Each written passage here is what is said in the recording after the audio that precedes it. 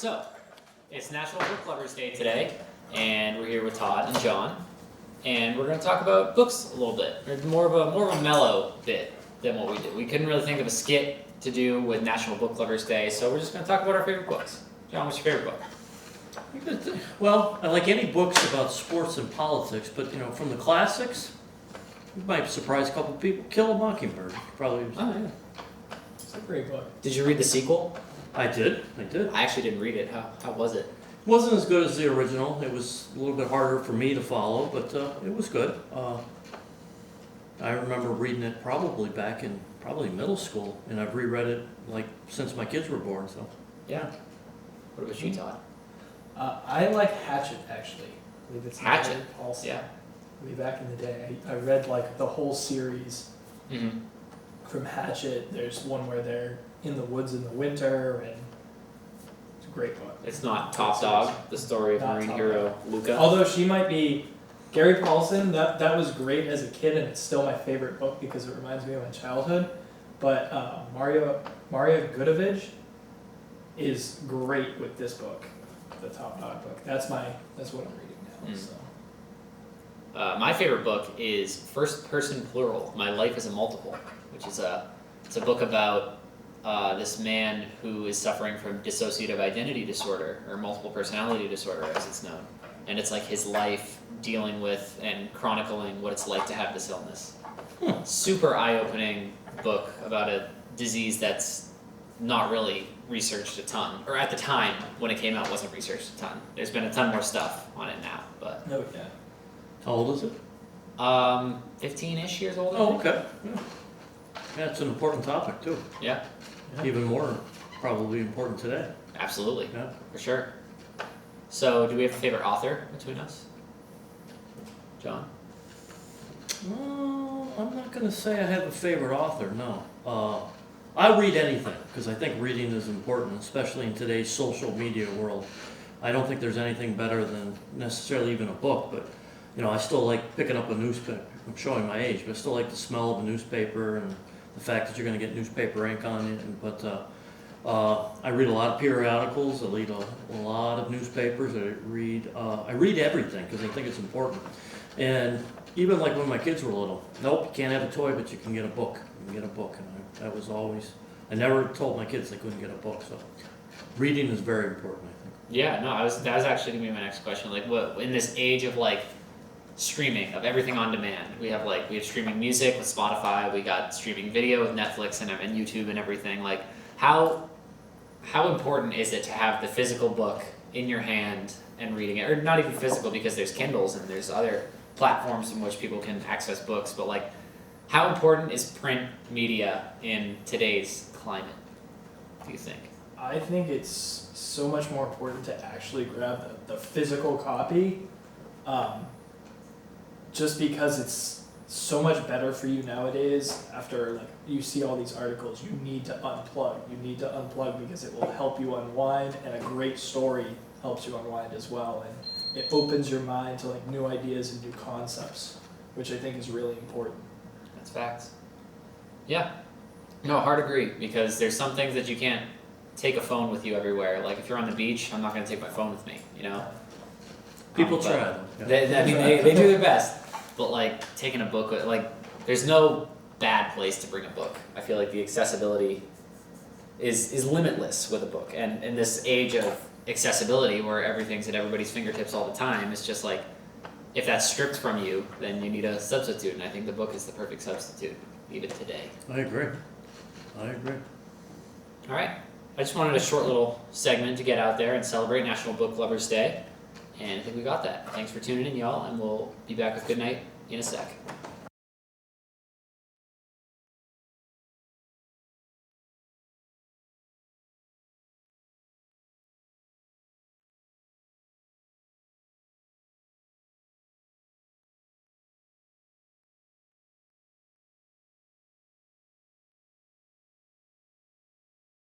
Hi, and welcome back to Good Night. Now our new segment, What's Trending on Twitter.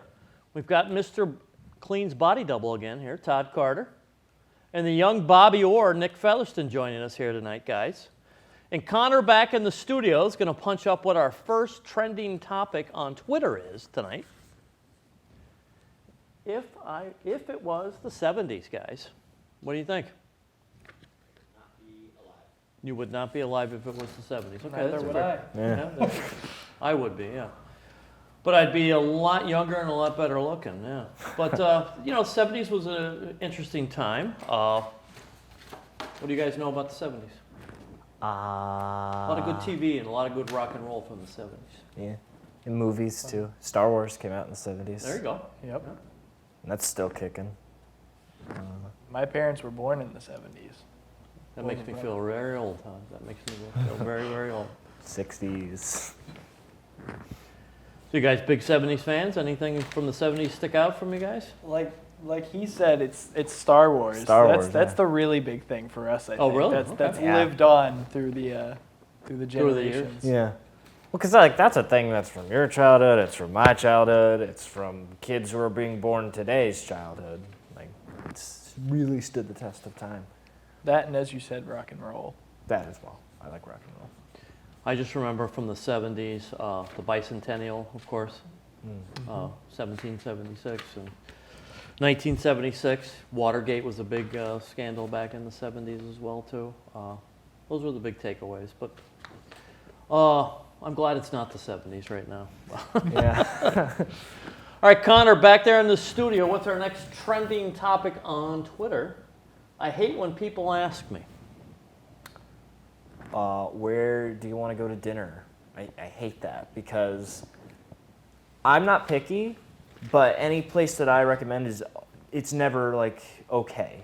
There's always some reason as to why someone can't go there or why they don't want to go there. So it's just like just pick a place. And also I don't like the pressure of deciding where to go. Like if it was your idea to go to dinner, you decide where we're going. Yeah.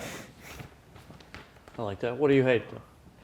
Well, I'm engaged, so everybody's asking the question, when's the wedding? When's the date? Where's it going to be? Have you booked everything?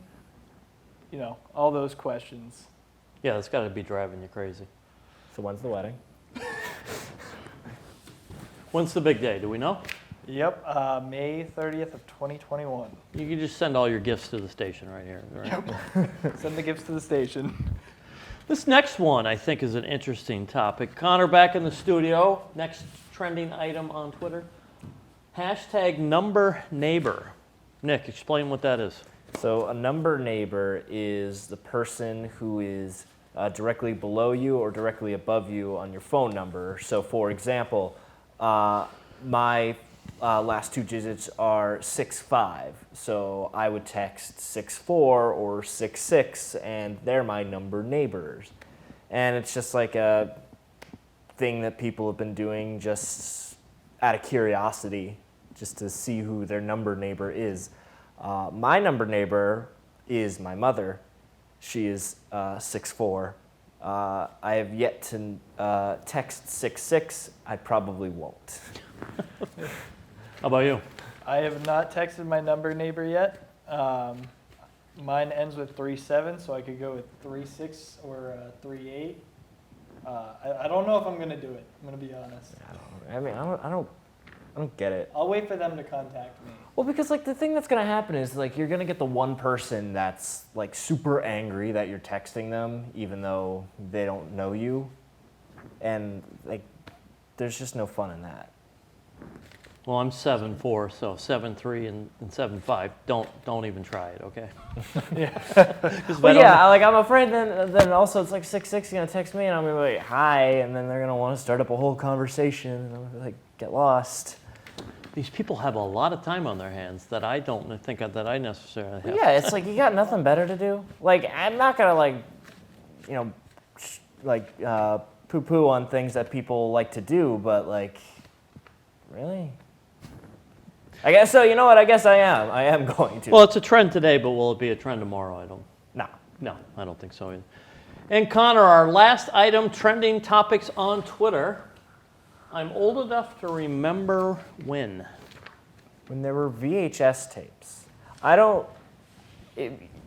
to kind of tie it into one of the previous ones, I hate when people assume that I don't know what a VHS tape was. They're like, oh, well, back in my day, we used to watch videos on these. We didn't have your Blu-rays. I was alive when VHS tapes were around. I was alive when cassettes were still around.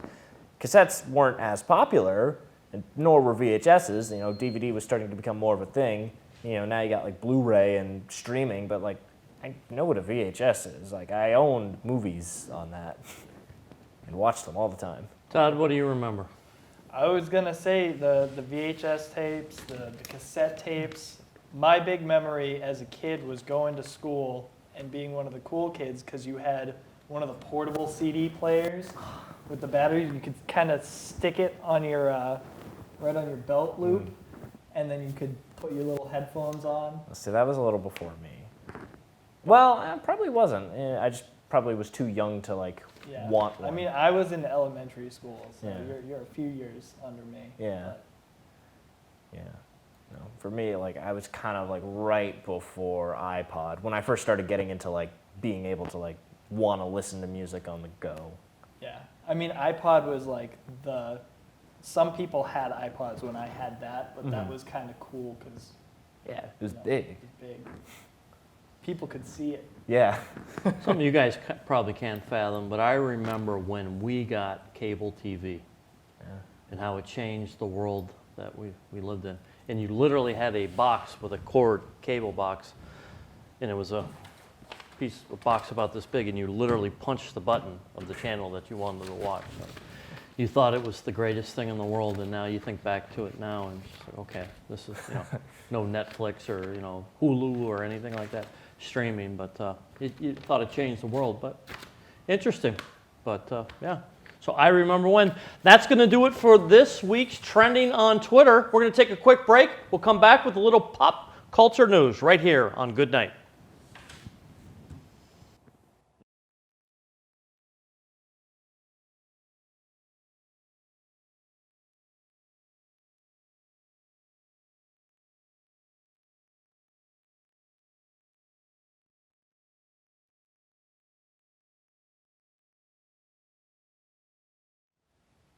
Hey everybody, welcome back to Good Night. In entertainment news tonight, the new Fast and Furious spinoff, Hobbs and Shaw, came out this past weekend and features Dwayne "The Rock" Johnson and Jason Statham driving cars and kicking butt all around the world. They try to stop a supervillain and a virus that could infect Earth's population, and in the process, they drive cars through helicopters, lasso a helicopter, and punch many, many people. But when a sequence that involves Statham, Johnson, and co-star Vanessa Kirby to cram into a McLaren during a high-speed chase, Jason Statham stated a rumor that The Rock, being 6'5" and 260 pounds, couldn't fit into the sports car and had to be inserted in post-production, also because he suffers from motion sickness. The rumor made the rounds on social media, and The Rock himself responded with a quip calling Statham's voice similar to a prepubescent Harry Potter. The motion sickness rumor continued until the director and the VFX company for the film stepped in and set the record straight, saying that The Rock was in fact in the car and has no motion sickness problems that they're aware of. But this rumor went an awful long way, and I almost prefer it to be true because of poor Vanessa Kirby, who would be more comfortable in a Delta economy seat. But it begs the question, when are actors CG'd into scenes so convincingly that they fool the audience? We did some digging and found some surprising answers. For example, this famous shot from Forrest Gump is green screened. And this shot from The Matrix has a hidden William Dafoe cameo. In fact, we found out that William Dafoe isn't even a real person. He's just a CG character people have been inserting into films for the past 30 years. Pretty amazing what technology can do. In other entertainment news, pop singer Katy Perry is in hot water after losing a lawsuit and being forced to turn over $2.8 million. The lawsuit was filed by Christian rap artist Flame and purports that Katy Perry stole a melody from Flame's song entitled Joyful Noise and used it in her Grammy-nominated single Dark Horse. The jury found the producers guilty of stealing the beat, and its music fans and professionals up in arms. The 8-note descending background line of both songs sounds kind of familiar. But as most musicologists and sound engineers have pointed out, they're very distinct in what they do for the song's composition. They rub it all the wrong way. All this I can legally get to in trouble for doing. Do, do, do, do, do, do, do, do, do, do, do, because apparently the rapper Flame is the originator of that line of notes. It sets a dangerous precedent as artists laying copyright claims to an arrangement of notes, which sucks because there's a limited number of ways you could put down a bunch of notes together. But the Flame now owns them. Obviously, he's not the first person to make this line of notes, and we will link a few videos down there explaining why this case is bogus. But for now, I'll just throw my phone on silent so Flame's lawyers don't disturb the rest of the show calling me up.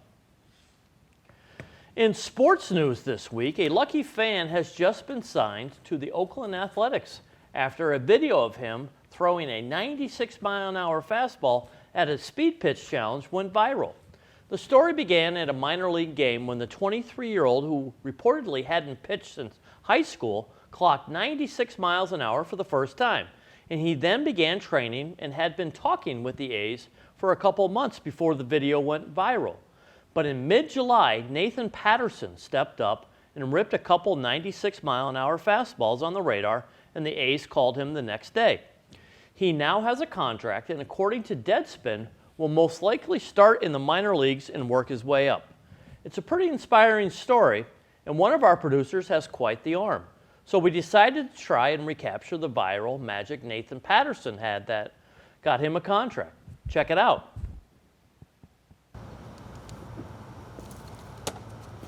How was that? Dude, 150! 150? 150! No way, dude. I can't believe I even caught that. 150? Bro. I've never pitched that fast. Hold on. Who's that? Hello? Yeah, it's Connor. Alex Cora? Like the manager of the Red Sox wants to... yeah, I'll be right there. Yeah, of course. I'm not doing anything for like the next 5 years. Of course not. Yeah. Wait, Connor, we've got a show. Huh? Oh, hold on 1 second. Yeah, I know, dude, but like this is actually like pretty big, so. But it's on tonight. On tonight? I mean, like, dude, I'm gonna pitch for the Red Sox. You kidding me? Yeah, sorry about that. I was just dealing with some of my subordinates. Yeah. No, yeah, I'll be in contract negotiations. I'll be ready to go. Yeah, did you back up? Yeah. Where are you going? We have a show. Where are you going? We have a show. We have a show. You know, Connor actually didn't come into work today, and we haven't heard from him for a couple of days. So we assume everything worked out for him. Look for him on the mound coming in relief for the rest of the season. Who knows? Maybe he could be the one to turn around this terrible Red Sox season. In fashion news today, it's been confirmed that Victoria's Secret has hired its first transgender model. Valentina Sapina has reached out to multiple news sources to confirm that she is going to be featured in the newest Pink campaign. This comes after a scourge of drama for the company, in which a CEO in an interview voiced his opinion that Victoria's Secret would not hire a transgender individual or curvier models in an interview with Vogue. The company clearly disagrees with him, and it's a fantastic step in the right direction for transgender inclusivity. But it also comes with some bad news for all the Victoria's Secret diehards, because it is rumored the annual fashion show the company puts on has been canceled, citing historically low ratings to the Huffington Post, but also of CEO Ed Rasnick's relationship with convicted sex offender Jeffrey Epstein, who's been coming up a lot the past couple weeks ever since his sentencing. All in all, Victoria's Secrets has been a company doing a lot of yikes-worthy things this past year, but hiring Supino is decidedly not one of them. Other transgender activists celebrated the achievement, and if the show does go forward, look for Valentina Supino on the runway. And finally, in ridiculous news, legendary chef and person who has copyrighted the Frosted Tips look, Guy Fieri, has made the news today.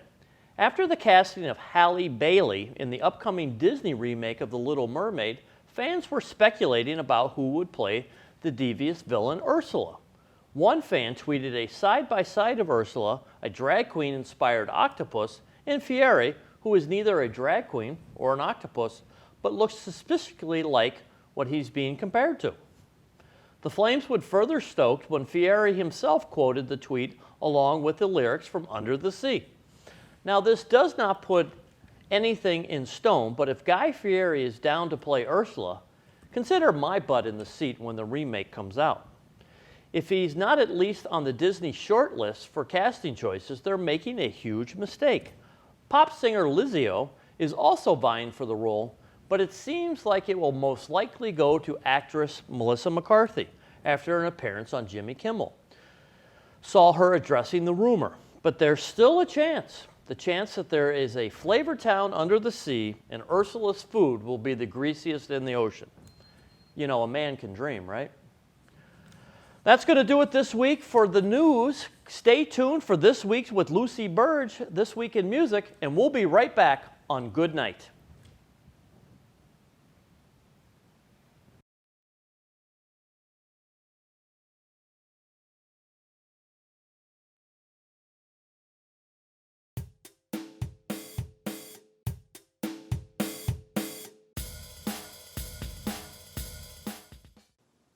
This is Lucy Burdge with Good Nights, This Week in Music History. We begin in 1960 when Chubby Checker appeared on American Bandstand and performed The Twist, very iconic. In 1972, Aerosmith signed to CBS Records after Clive Davis saw them play at Max's Kansas City Club in New York. In 1973, Stevie Wonder was seriously injured in a car accident in North Carolina. He was in a coma for 4 days and he lost his sense of smell. In 1976, Elton John and Kiki Dee were at #1 on the US singles chart with Don't Go Breaking My Heart. In 1984, Prince started a 24-week run at the top of the US album chart with Purple Rain. Also in 1984, Bruce Springsteen played the first of 10 nights at the Meadowlands in New Jersey, which was the homecoming of the Born in the USA tour. In 1994, Lisa Loeb started a 3-week run at #1 on the US singles chart with Stay, which was featured in the film Reality Bites, also written for that film. In 2002, Lisa Marie Presley married Nicolas Cage at a resort in Hawaii. She was also previously married to Michael Jackson. In 2005, Bob Dylan's song Like a Rolling Stone topped a poll of music, movies, TV shows, and books that changed the world. And it beat Elvis's Heartbreak Hotel, which came in second place. And in 2007, Amy Winehouse canceled a series of shows in Europe after she was admitted to the hospital suffering from severe exhaustion. This has been Lucy Burdge with Good Nights, This Week in Music History. Be sure to follow me on Instagram and Twitter at Lucille Burdge for both.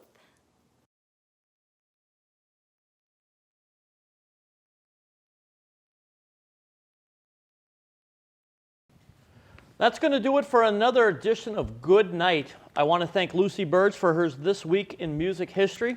We're going to come back. We'll be here next Monday, 9 p.m. on the East Coast of America, right here on Good Night.